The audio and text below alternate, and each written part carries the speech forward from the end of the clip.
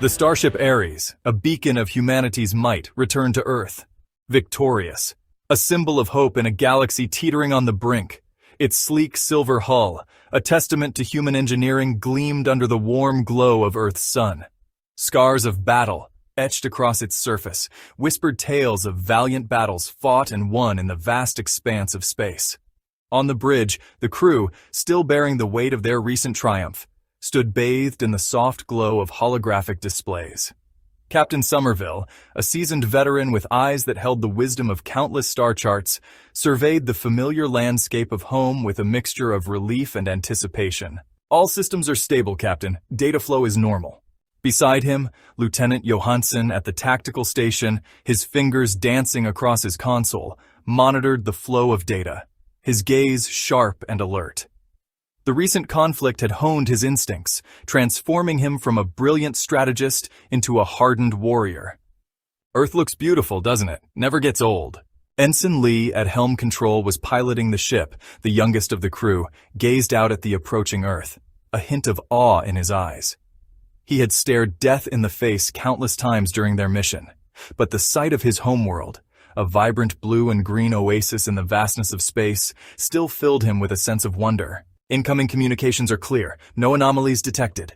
Linguist Lieutenant Volkov, her face etched with the lines of countless encounters with alien cultures, remained ever vigilant, her translator implant humming softly as she scanned incoming communications. The galaxy had found a moment of peace, but Volkov knew from experience that peace was a fragile thing. The victory celebrations were short-lived.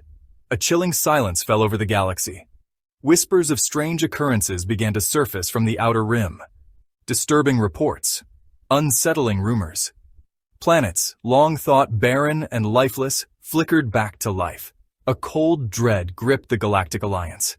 Their collective memory, vast and ancient, held terrifying legends. Whispers of an ancient evil, vanquished eons ago, an evil that was now stirring once more. Scouting parties, dispatched to investigate, vanished without a trace. Their last transmissions, garbled and distorted, hinted at something sinister, something that defied explanation. The data fragments, painstakingly pieced together, painted a grim picture, a picture of a force thought to be nothing more than a myth, a ghost story told to frighten younglings. The Galactic Alliance, lulled into complacency by centuries of peace, found itself woefully unprepared. Their once mighty fleets, now little more than automated drones, were relics of a bygone era. Their technology, stagnant and outdated, paled in comparison to the advanced weaponry of the United Earth Colonies warship class Starship Ares. The Starship Ares, a testament to humanity's ingenuity and unwavering vigilance, stood as a stark reminder of the Alliance's folly. The ancient members, their faces etched with shame and regret, watched in dismay as their drones were effortlessly outmaneuvered and destroyed in simulations. The harsh reality of their situation settled upon them like a shroud. The galaxy was facing an enemy they could not comprehend, let alone defeat.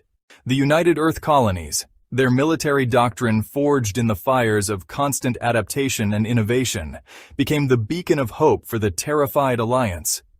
General Petrov, a stern figure with eyes that had seen the horrors of war firsthand, took command of the situation. We have grown complacent. We have allowed ourselves to forget the lessons of the past. But humanity, it seems, remembers. His voice, a gravelly baritone that commanded respect, echoed through the chambers of the Galactic Council. We have grown complacent. We have allowed ourselves to forget the lessons of the past. But humanity, it seems, remembers. His words, sharp and unforgiving, cut through the stunned silence. The Alliance had grown soft. Their warriors turned diplomats, their weapons gathering dust in museums.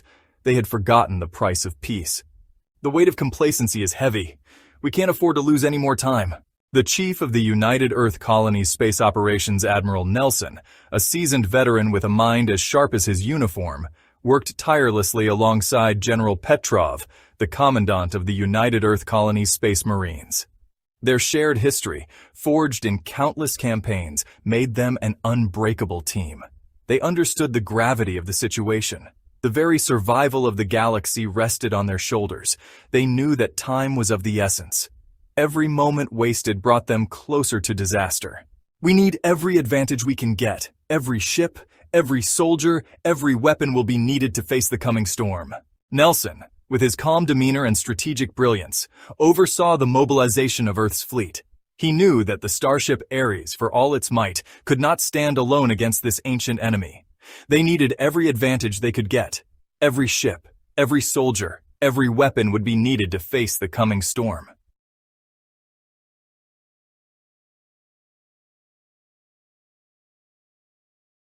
The Galactic Alliance, jolted from its complacency, looked to humanity for guidance. Their arrogance shattered. They embraced the harsh realities of war. Training programs were established, overseen by Admiral Nelson and General Petrov, who ensured the United Earth Colonies' finest instructors put the recruits from the many member worlds of the Galactic Federation through things their species hadn't endured for millennia. Factories, silent for centuries, roared back to life, churning out weapons of war. The galaxy, once a tapestry of peaceful coexistence, was rapidly transforming into a battleground. The ancient races, their pride swallowed, sent their best and brightest to train alongside Earth's soldiers. Old rivalries were set aside, ancient grudges were forgotten. The threat to their existence was too great. They had to stand together or fall divided.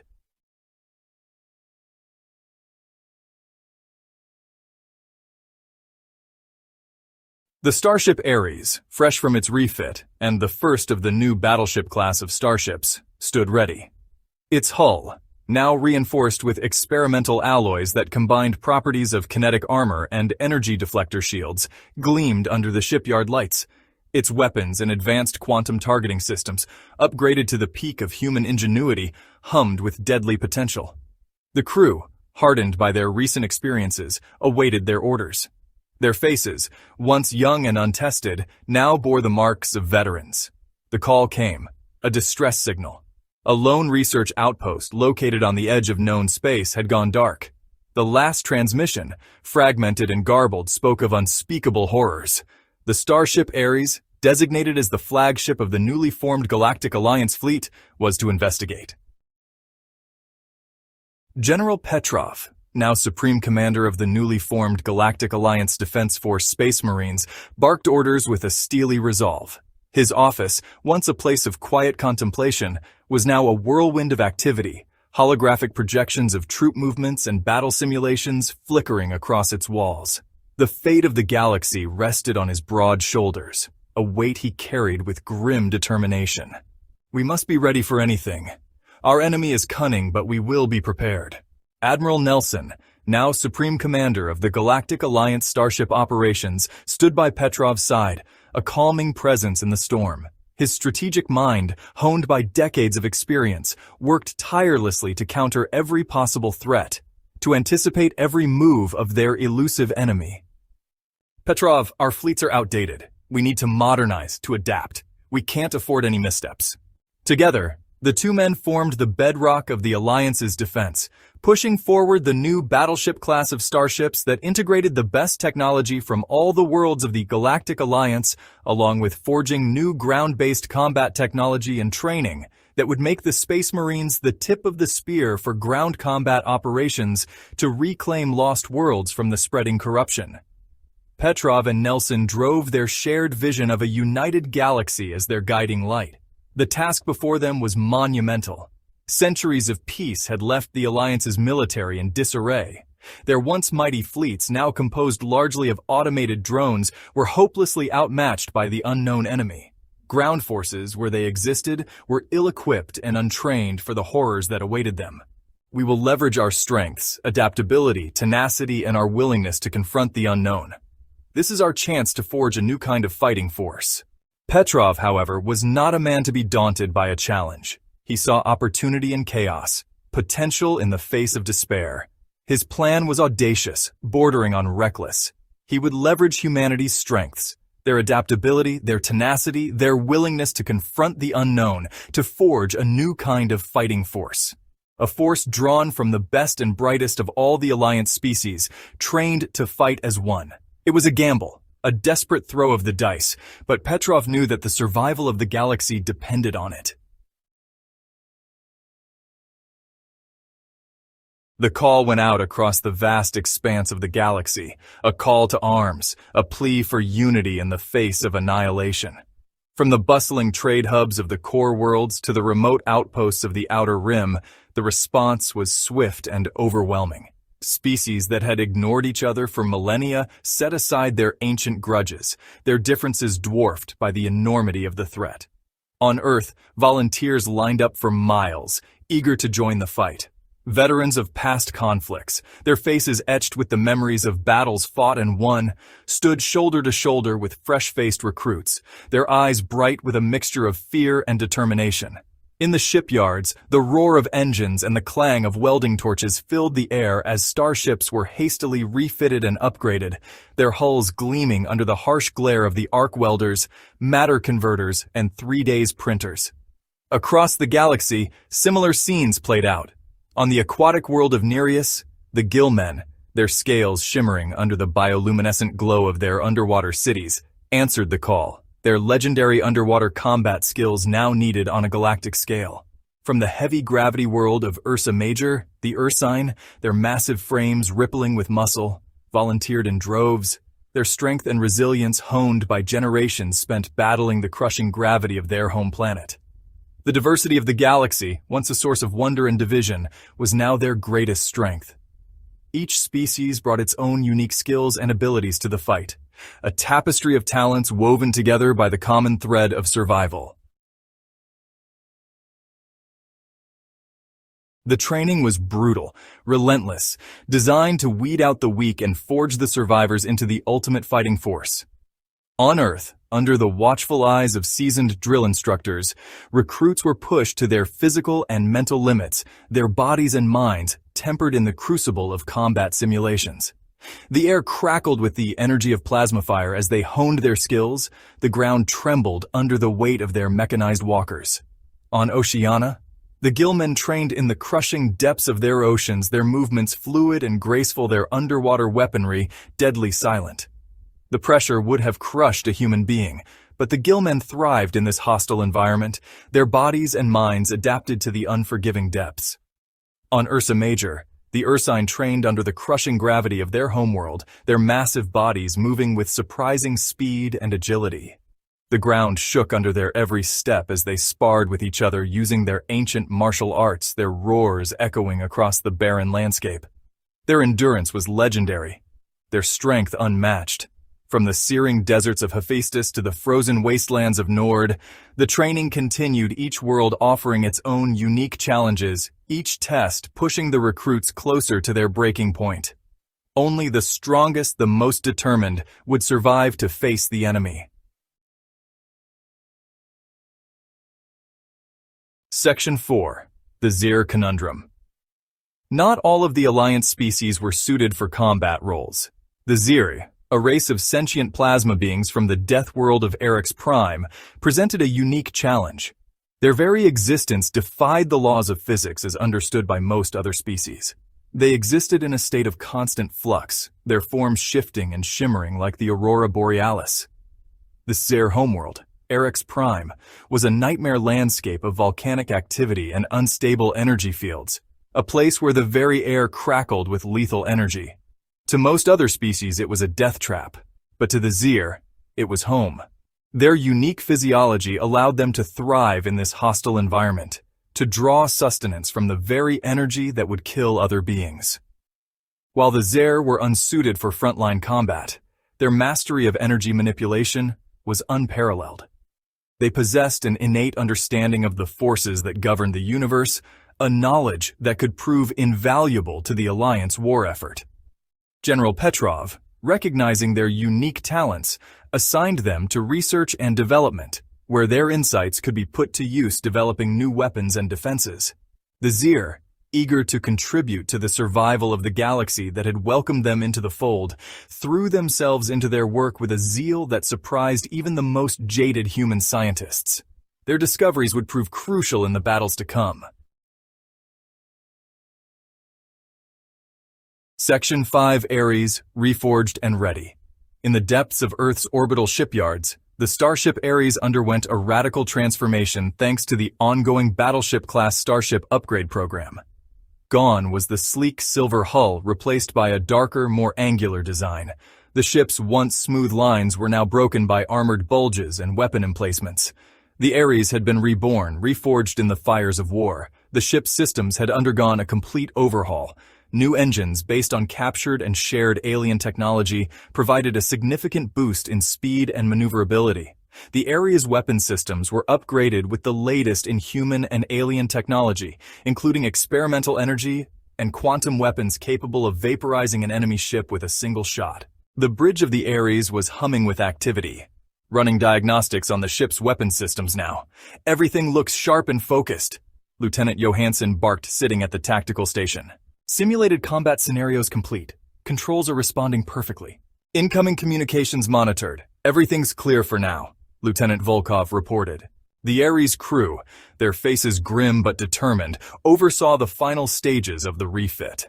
Captain Somerville, his eyes reflecting the weight of command, paced the bridge, his hand resting on the back of his command chair. The Ares was ready for war.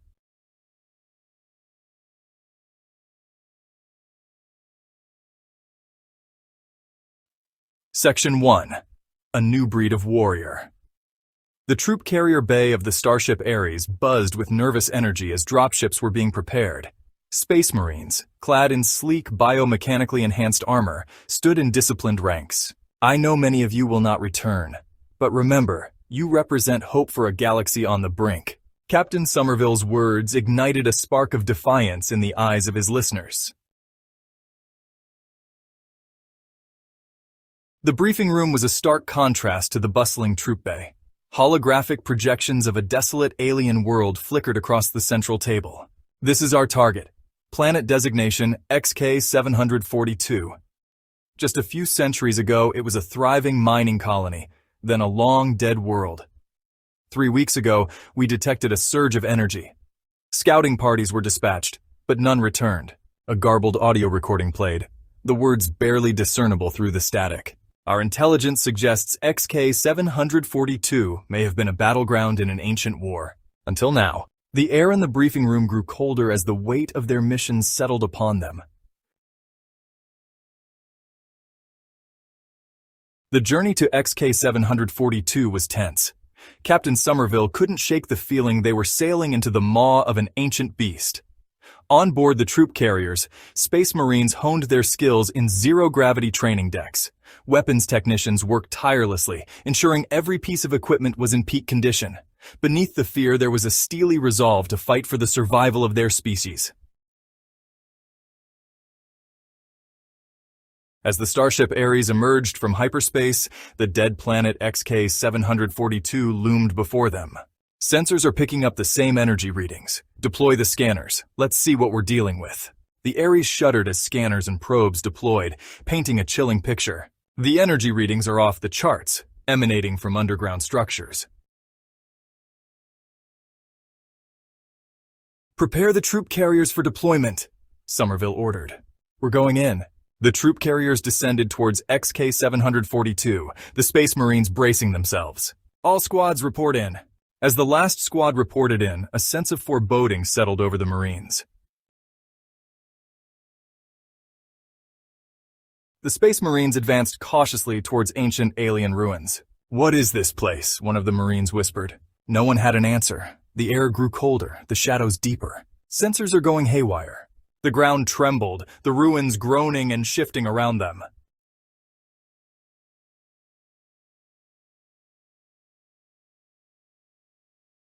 The ancient city lay shrouded in an unnatural silence. Eyes peeled, Marines.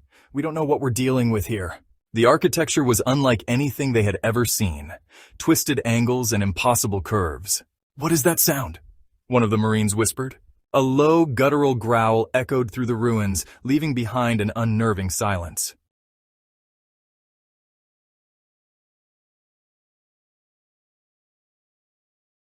The deeper they ventured into the alien city, the more oppressive the atmosphere became. Quiet! The squad leader hissed. We need to stay alert. The Marines encountered signs of the former inhabitants, skeletal remains scattered across the ground. Command, this is Alpha Squad. We're encountering signs of the former colonists. Acknowledged, Alpha Squad, Captain Somerville's voice replied. Proceed with caution.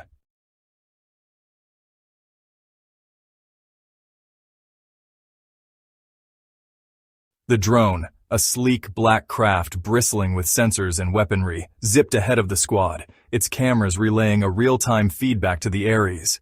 The images it sent back were grainy and distorted, but they were clear enough to show the extent of the devastation. Buildings lay in ruins, their interiors a jumble of broken furniture and shattered glass. Vehicles, twisted and mangled beyond recognition, littered the streets. "What happened here?" one of the Marines whispered, his voice filled with a mixture of awe and horror. "It's like something out of a nightmare." "Whatever it was fast," the squad leader said, his voice grim, and it was thorough. The drone, its sensors picking up movement ahead, banked sharply to the left, its cameras focusing on a narrow alleyway. The Marines, their weapons raised, followed cautiously, their boots echoing ominously in the silence. As they entered the alleyway, a wave of nausea washed over them. The stench of decay was overpowering here, and the air was thick with a cloying sweetness that made their stomachs churn. The walls of the alleyway were covered in the same strange symbols they had seen throughout the city. But here, they seemed to writhe and pulsate with an eerie inner light. As they watched, the symbols began to glow brighter, and the air crackled with energy. The Marines, their weapons trained on the end of the alleyway, felt a sense of dread wash over them, a primal fear that tightened their chests and made it difficult to breathe. "What's happening?" one of the Marines whispered, his voice tight with terror. "I don't know," the squad leader hissed, his eyes darting back and forth, searching for the source of their unease. "But I don't like it." As the light from the symbols reached a blinding intensity, the air shimmered and distorted, and a low, guttural growl echoed through the alleyway, seeming to come from everywhere and nowhere at once. The Marines, their weapons raised, braced themselves for whatever horrors awaited them. They had faced death before, but this was different. This was something ancient, something evil, something that defied their understanding and filled them with a terror they had never known before.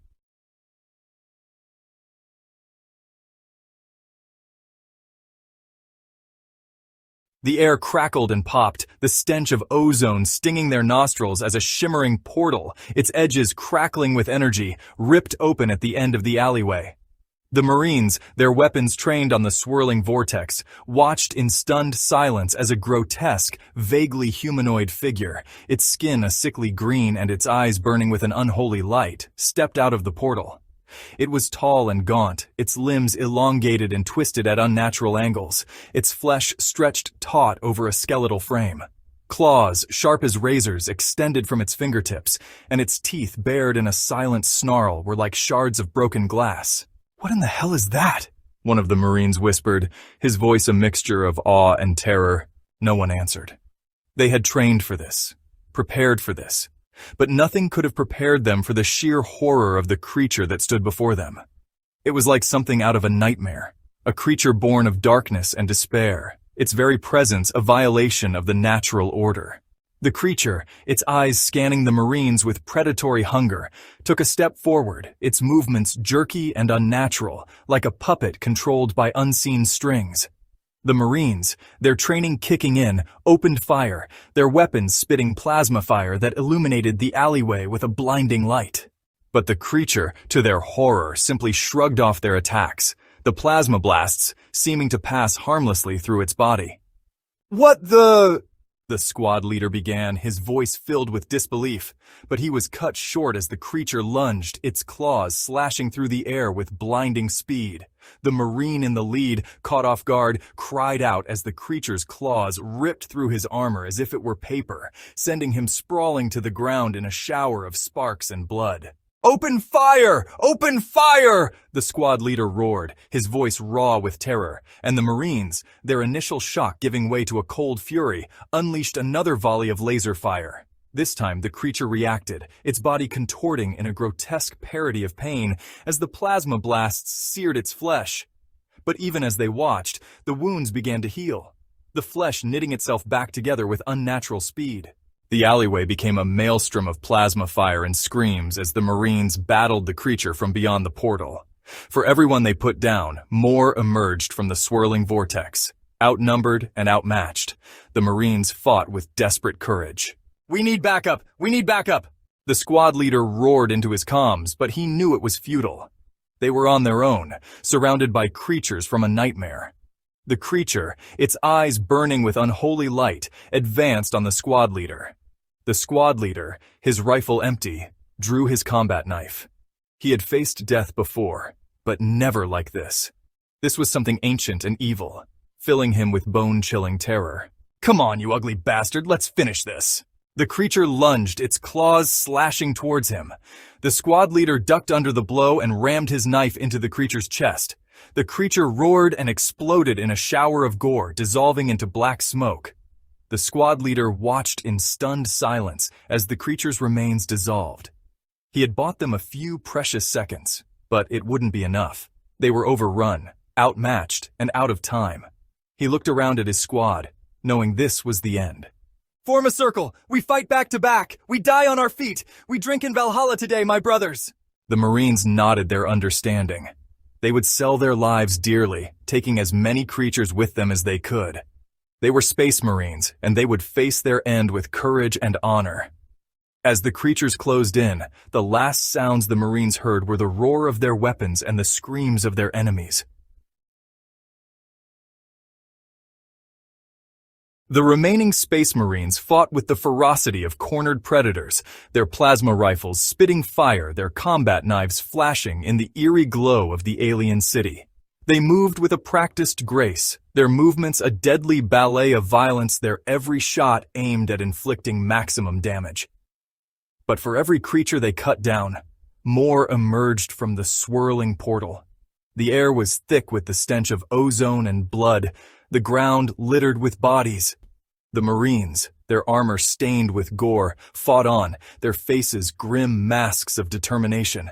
They knew they were fighting a losing battle, vastly outnumbered, but refused to give in to despair. The squad leader, his armor battered, his energy blade glowing red, fought like a demon possessed. His every move a testament to his training and experience. His enemies fell before him like wheat before a scythe. But even he could not hold out forever. He was tiring, his movements growing slower one by one. The remaining Marines fell, their lifeblood staining the ground. But even in death, they continued to fight, their last breath spent spitting defiance at their enemies. The squad leader, his vision blurring, fought on, his spirit unbroken. He would not go down without a fight. He stumbled back, his energy blade deflecting a blow. Surrounded, his enemies pressing in, he raised his blade, his last line of defense against the encroaching darkness.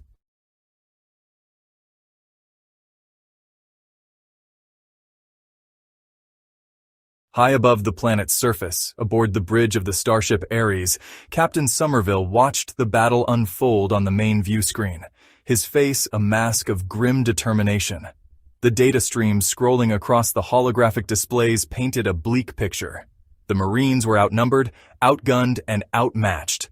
Their casualties were mounting, and their chances of survival were dwindling with each passing second.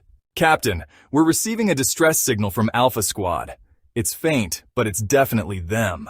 Somerville straightened, a flicker of hope igniting in his chest. "Can we get a fix on their position?" Johansson's fingers danced across his console, his brow furrowed in concentration. "Working on it, Captain. The signal's heavily distorted, but I should be able to triangulate their location." Seconds stretched into an eternity as Johansson worked his magic. The soft hum of the ship's engines and the gentle thrum of the life support systems the only sounds on the bridge. Finally, he looked up, a triumphant gleam in his eyes. "Got it, Captain. Alpha Squad's last known location is in a series of interconnected caverns, approximately 3 kilometers beneath the surface. Helm, take us down. Guns, prepare for a ground assault. We're going in after them." "Captain, are you sure that's wise? The planet's atmosphere is highly unstable, and those caverns are probably crawling with those things." "I'm aware of the risks, Ensign, but we're not leaving our people behind. Not while there's a chance we can save them." The Ares shuddered as its engines roared back to life, the powerful warship banking sharply and plunging towards the planet's surface, its hull glowing cherry red as it punched through the turbulent atmosphere. On the bridge, the crew held their breath, their faces illuminated by the glow of the displays, their hearts pounding in their chests. They were descending into hell, but they were doing it to save their own. The squad leader, his back against a wall of cold, unyielding stone, his energy blade a flickering beacon of defiance in the encroaching darkness, prepared to meet his end. He had fought bravely, had given his all for his comrades, for his people, for the galaxy itself, but it seemed that it was not enough. He closed his eyes, his mind filled with images of his home, his family, the life he had known and would soon be leaving behind. And then, just as the creatures closed in for the kill, the sound of their roars drowned out by a deafening roar from above, the ground beneath their feet trembling as if shaken by a titanic force. A blinding light pierced the darkness, bathing the chamber in an ethereal glow.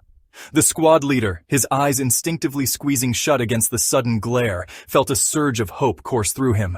It couldn't be, could it? As his vision cleared, he saw it. The Starship Ares, its hull glowing cherry red from its descent through the planet's atmosphere, hovered in the air above them, its weapons blazing, a symphony of destruction unleashed upon their tormentors. A cheer, hoarse but filled with relief and renewed hope, escaped his lips. They were saved. But even as the Ares rained down fire and fury upon their enemies, the squad leader knew that this was far from over. They had stumbled upon something ancient and evil on this forsaken world, something that threatened not only humanity, but the very fabric of the galaxy. And he knew, with a certainty that chilled him to the bone, that this was only the beginning. The war for the fate of the galaxy had begun. Stay tuned for the next episode in the adventures of the Starship Ares.